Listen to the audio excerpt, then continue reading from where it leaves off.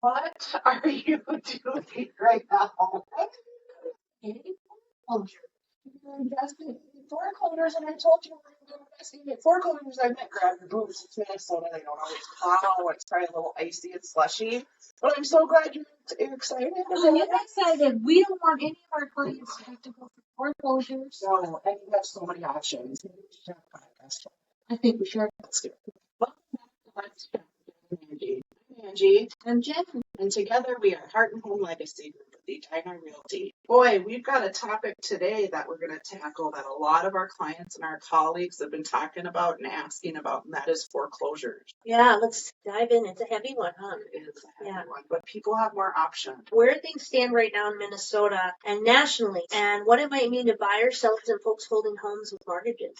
And let's start with the big picture. Across the United States, foreclosure activity, and that would be the lenders that are issuing default notices, properties heading to auction, or bank repossessing homes, is up compared to last year. According to the latest data, foreclosure filings in January of 2026 are up 32% higher year over year. 32% of people are losing their houses.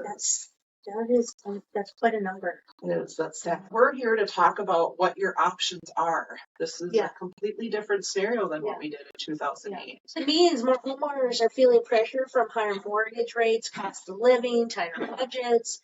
A number of financial advisors are warning that we could see an increase in foreclosures even coming if households' expenses stay elevated and mortgage payments become harder to keep up with. Yeah, things are hard. Specific to Minnesota, our latewide foreclosure stats are a little bit hard to find because we don't have the official state foreclosure rankings for Minnesota in the latest of the national reports, but the local news coverage has definitely brought things into the highlighted picture because foreclosure stress is showing up here too, especially in areas where that rising costs, which would be their property taxes, all of those things are really putting people in a hard spot. One thing that is measurable in Minnesota is prevention work happening locally. For an example, Ramsey County offers programs that help homeowners talk through options with the lenders. They can set up payment plans and even modify existing loans to make them more manageable before things can reach that crisis point. If you're falling behind or you're finding things are just get really difficult and you're out of control, do not be embarrassed. Don't be embarrassed because your neighbor, your friend, your family member, they're all going through the same thing. Call your mortgage company. That's the first thing we're going to say to you is call your mortgage company because lots of programs are out there to help. Jen mentioned counties, different counties. So Ramsey County, she mentioned, we know Sherburne County does it, Wright County does it.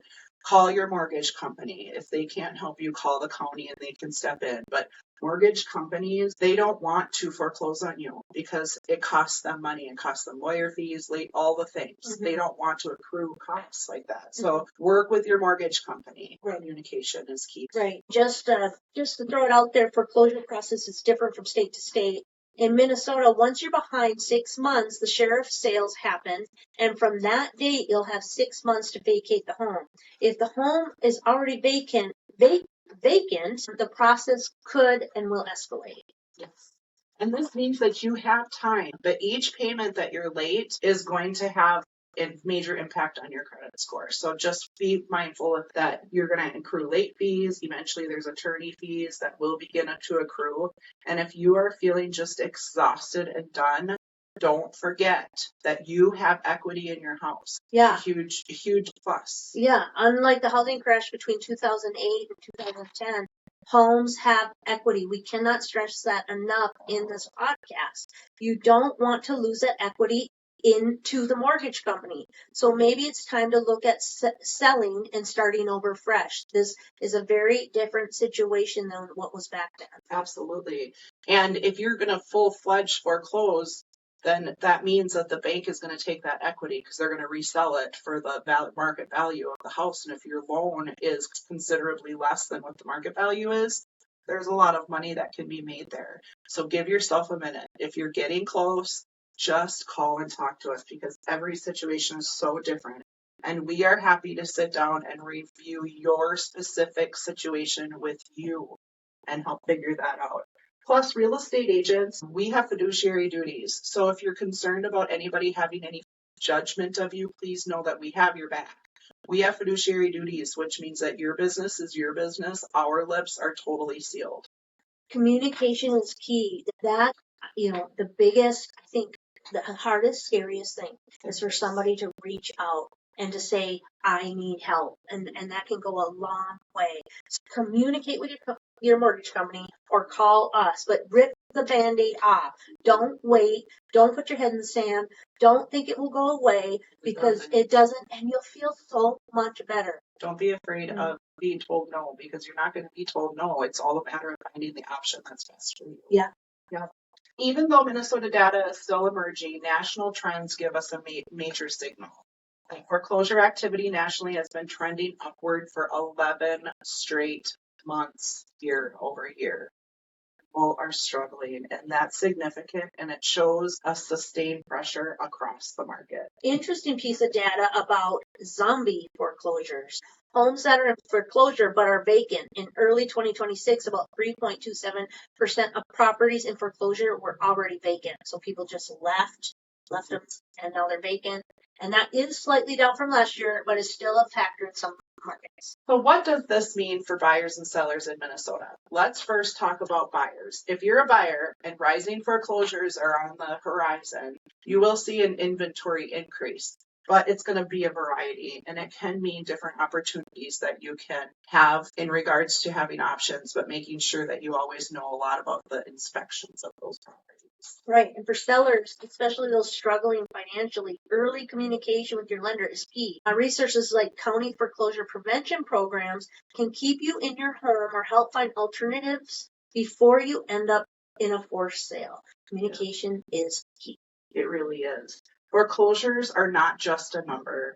They affect families, they affect neighborhoods, and the health of the housing market as a whole.